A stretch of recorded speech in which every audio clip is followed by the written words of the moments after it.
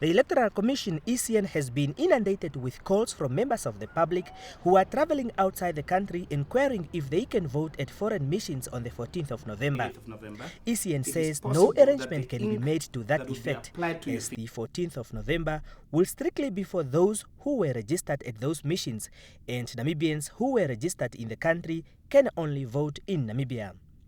Moero says voting at Luderitz and Walvis Bay on the 14th of November would also just be for the seagoing personnel, and no other person would be allowed to vote.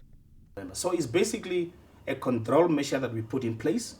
When you look at the time lapse between the 14th of November until the 28th of November, it is possible that the ink that would be applied to your finger could disappear by the time the national elections will be taking place. And we may not have sufficient control measures for somebody who goes to vote in Cape Town on the 14th and then drive to their village somewhere and cast their vote at another polling station within the country.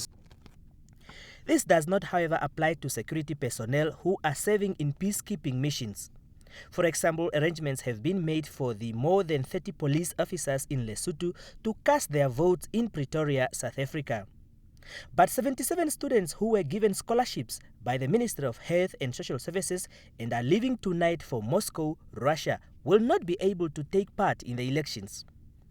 If you are a student and you happen to be registered as a voter here in Namibia, and between now and the 28th of November you happen to travel, it's tough luck. You will not be able to cast your vote in any of those countries where you are going to assume your studies on the 14th of November.